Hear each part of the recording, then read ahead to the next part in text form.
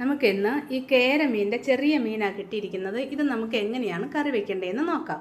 അതിനു വേണ്ടി നമുക്ക് രണ്ടയോളം പുളി വേണം, 2-3 ചെറിയ ഉള്ളി, ചുവന്ന ഉള്ളി വേണം, ഒരു വലിയ കഷ്ണം ഇഞ്ചി വേണം, പച്ചമുളക് വേണം, വെളുത്തുള്ളി വേണം, കുരുമുളക് വേണം, 2 സ്പൂൺ മുളക് പൊടി വേണം, 2 തക്കാളി വേണം, ഒരു അരമുറി തേങ്ങ ചിരണ്ടി വെച്ചിട്ടുണ്ട്, ആവശ്യത്തിന് ഉപ്പ് വേണം, അതുപോലെ മഞ്ഞൾ, കടുക്, ഉലുവ. ഇത്രയും സാധനങ്ങളാണ് നമുക്കിത് ആവശ്യമുള്ളത്. നമുക്കിത് അരിഞ്ഞും അരച്ചും ഒക്കെ എടുക്കാം. അപ്പോൾ ഞാൻ ഉള്ളി അരിഞ്ഞു വെച്ചു, തക്കാളി അരിഞ്ഞു വെച്ചു, മുളക് അരിഞ്ഞു വെച്ചു, ഇഞ്ചി, വെളുത്തുള്ളി ഇതൊക്കെ ചെറുതായിട്ട് കഷ്ണങ്ങളാക്കിയിട്ട് ചതച്ച് വെച്ചു. പിന്നെ പുളി വെള്ളത്തിലിട്ടിട്ടുണ്ട്.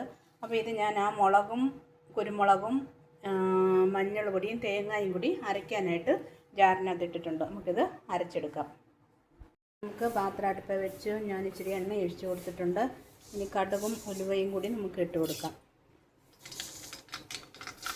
1 സ്പൂൺ കടുകും 1/2 സ്പൂൺ ഉലുവയും. കടുക് നന്നായിട്ട് പൊട്ടിക്കഴിഞ്ഞു. ഇനി നമുക്ക് ഈ ഉള്ളി അരിഞ്ഞതും ഇഞ്ചിയും വെളുത്തുള്ളിയും ഇട്ടെടുക്കാം. ഇത് നന്നായിട്ട് വഴറ്റിയെടുക്കാം. ആവശ്യത്തിന് അത് വഴഞ്ഞു വന്നിട്ടുണ്ട്. ഇനി നമുക്ക് കറിവേപ്പില ഇട്ട് കൊടുക്കാം. കറിവേപ്പിലയും പച്ചമുളകും കൂടി ഇടാം. തക്കാളിയും കൂടി ഇട്ട് സ്വല്പം കൂടി വഴറ്റിയെടുക്കാം. നമ്മുടെ ചേരുവകളും നമുക്ക് വഴന്നാൻ നോക്കാം.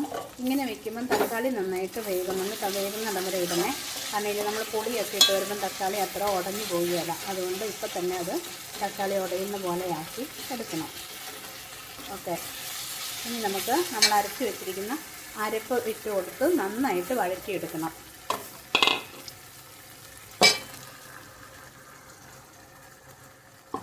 ഈ എണ്ണയ്ക്കിടുന്ന തന്നെ ഈ അരപ്പ് നന്നായിട്ട് മൂത്ത് വരണം.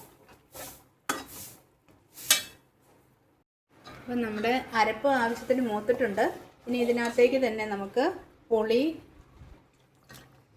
കഴുകി വെള്ളത്തോടുകൂടി ഒഴിച്ച് കൊടുക്കാം. ഉപ്പ്, ആവശ്യത്തിന് ഉപ്പ്, പിന്നെ നമുക്ക് ആവശ്യത്തിന് വെള്ളവും കൂടി ഒഴിച്ചിട്ട് ഞാനിത് മൺചട്ടിയിലാണ്. ഇപ്പം ഞാൻ അരപ്പ് മുപ്പിക്കാൻ വേണ്ടി മാത്രമാണ് ഞാൻ ചീനിച്ചട്ടി എടുത്തത്. ഇനി ഞാനിത് മൺചട്ടിയിലേക്ക് മാറ്റിയിട്ട് മീനും കൂടി ഇട്ട് അടുപ്പ് വെച്ച് ഈ അടുപ്പ് നമ്മൾ സ്റ്റൗവെ കൊണ്ട് വെച്ചാൽ പുകയും. അതുകൊണ്ട് ഞാൻ ചീനിച്ചട്ടിയിൽ ഇത് അരപ്പ് മുപ്പിച്ചതാണ്.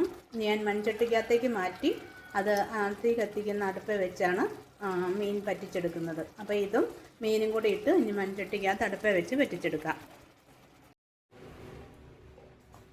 അപ്പം നമ്മുടെ കറി നന്നായിട്ട് തിളച്ച് വരുവാണ്. ഇനി ഇത് കുറേ സമയം ഇരുന്ന് പറ്റി നല്ല പാകത്തിനാകണം.